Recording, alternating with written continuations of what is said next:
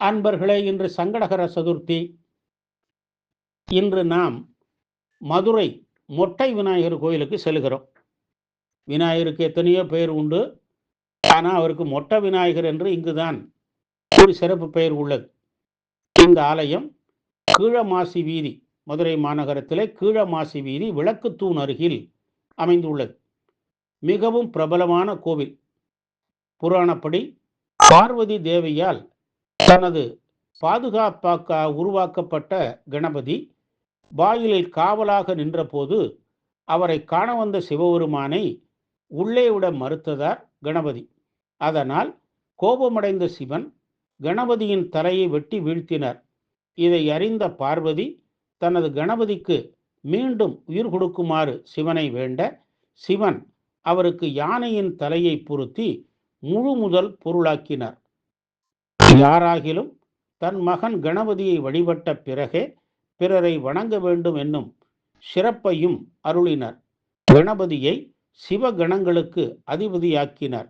இந்த வரலாற்றின் அடிப்படையில் தலையில்லா மொட்டை கணபதியாக இங்கு விநாயகர் அருள் பாலிக்கிறார். ஒரு சமயம் அந்நியர் படையெடுப்பின் போது மீனாட்சி அம்மன் ஆலயத்தை சேதப்படுத்த திட்டமிட்டனர். வியாபாரிகள் மொட்டை விநாயகரை வழிபட்டு விபூதி பூசிக்கொண்டு தங்கள் கடைகளை திறப்பதை பார்த்து கோபமுற்ற அந்நிய படையினர் பிள்ளையாரின் தலையை வெட்டி வீசினர். ஆதலால் சிவனாரின் அருளால் சிரசு மீண்டும் அதே இடத்திற்கு வந்ததைக் கண்டு ஆடிப்போன அவர்கள் பயந்து ஓடிவிட்டனர். அதனால் மதுரை மீனாட்சி அம்மன் ஆலயத்தை காப்பாற்றிய விநாயகர் என்ற சிறப்பை இவர் பெறுகிறார்.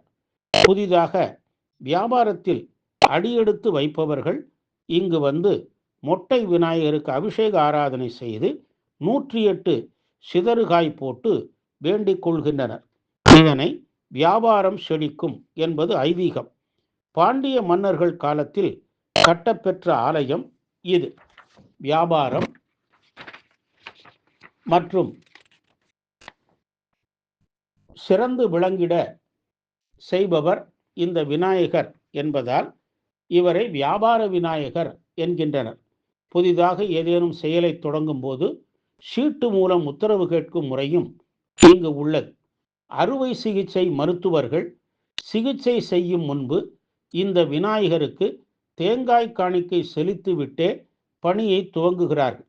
விநாயகர் சதுர்த்தி விழாவும் சங்கடகர சதுர்த்தியும் இங்கு விழா நாட்களாகும்.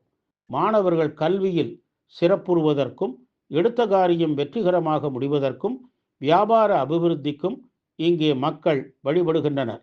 அருகம்பூ மாலை சாற்றுதல், வஸ்திரம் சாற்றுதல், கோவில் அபிவிருத்தி பணிகளுக்கு கொடையளித்தல் போன்ற நேர்த்தி கடன்களை இங்கு செய்கிறார்கள். மதுரைக்கு காவலாக விளங்கி நம்மை நாளும் காக்கும் மதுரை கீழமாசி வீதி ஸ்ரீ மொட்டை விநாயகரை வழிபட்டு பேரருள் பெறுவோமாக. ஓம் கம் கணபதையே நமஹா.